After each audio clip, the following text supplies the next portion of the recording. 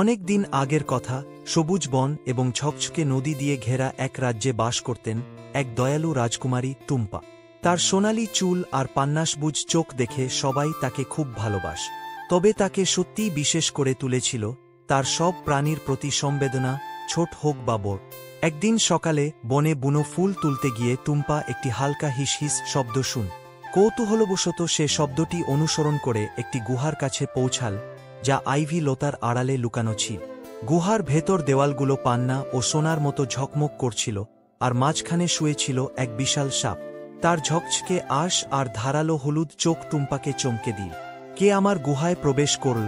সাপটি হিস হিস করে জিজ্ঞাসা করল, মাথা উঁচু করে। ভয় পেলেও টুম্পা সাহস নিয়ে এগিয়ে গিয়ে মাথা নোয়াল। আমি গ্রিনভেল রাজ্যের রাজকুমারী টুম্পা। আমি কোনো ক্ষতি করতে আসিনি। আপনি কে? সাপটি তার মাথা কাত করে টুম্পার শান্ত ব্যবহারে মুগ্ধ হল। আমি সাপ রানী, বন হৃৎপিণ্ডের রক্ষক।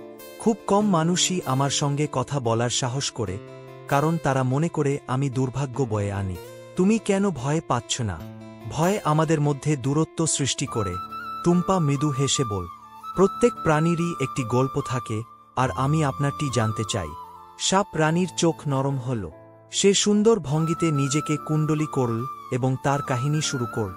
অনেক বছর আগে আমি ছিলাম এক জাদুকরী যে এই বন রক্ষা কর। কিন্তু এক দুষ্ট রাজপুত্র বন হৃৎপিণ্ড চুরি করার চেষ্টা করলে একটি জাদুকরী রত্ন, যা গাছ ও নদীগুলোর জীবন ধারণ করে, আমি আমার জাদু দিয়ে তাকে থামাই। শাস্তিস্বরূপ সে আমাকে সাপের রূপে অভিশপ্ত করে। তারপর থেকে আমি হৃৎপিণ্ডের পাহারা দিচ্ছি, কিন্তু আমি একা, কারণ কেউ সাপের সঙ্গে বন্ধুত্ব করতে চায় না। সাপ রানীর জন্য টুম্পার হৃদয় ব্যথিত হল। এই অভিশাপ কাটানোর কোনো উপায় নেই? সে জিজ্ঞাসা কর। সাপ রানী দীর্ঘশ্বাস ফেল। কেবল প্রকৃত সাহস ও দয়ার একটি কাজ আমাকে মুক্তি দিতে পারে। টুম্পা ফিরে এল প্রাসাদে, কিন্তু তার মন সাপ রানীকে সাহায্য করার উপায় খুঁজতে ব্যস্ত রইল। সেই রাতে বন হৃৎপিণ্ডের আলো নিভুতে শুরু করল, আর রাজ্য অস্বাভাবিক অন্ধকারে ঢেকে গেল। টুম্পা বুঝল যে রত্নটি বিপদে আছে। সে তৎক্ষণাৎ গুহায় ছুটল এবং দেখল কিছু চোর রত্নটি চুরি করার চেষ্টা করছে।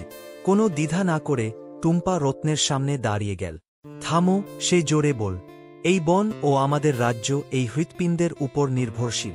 এখান থেকে সরে যাও, নিলে তোমাদের আমাকে মোকাবিলা করতে হবে। চোরেরা হেসে উঠল, কিন্তু টুম্পার অবিচল সাহস এবং রাজ্যের প্রতি তার ভালোবাসা তাকে এক অভ্যন্তরীণ শক্তি দিল। ঠিক তখন সাপ রানী ছায়া থেকে বেরিয়ে এলো। তার উপস্থিতিতে চোরেরা ভয়ে পালিয়ে গেল। তুমি হৃৎপিণ্ড রক্ষা করার জন্য সব কিছু বাজি রেখেছ? সাপ রানী কাপা কণ্ঠে বল। কথা বলতে বলতে তার আশ ঝকমক করতে শুরু করল এবং রূপান্তর ঘট। সোনালি আলোর ঝলকানিতে সাপ রানী তার প্রকৃত রূপে ফিরে এল, এক দয়ালু জাদুকরী যার রূপালী চুল বাতাসে উড়ছি। তোমার সাহস এবং দয়া আমার অভিশাপ ভেঙে দিয়েছে, সে টুম্পাকে মাথা নত করে বল। তুমি শুধু বন হৃৎপিণ্ডই নয়, আমার হৃদয়ও রক্ষা করেছ। সেই দিন থেকে জাদুকরী টুম্পার ঘনিষ্ঠ বন্ধু হয়ে গেলে, আর তারা একসঙ্গে রাজ্য ও বনকে সুরক্ষিত রাখ।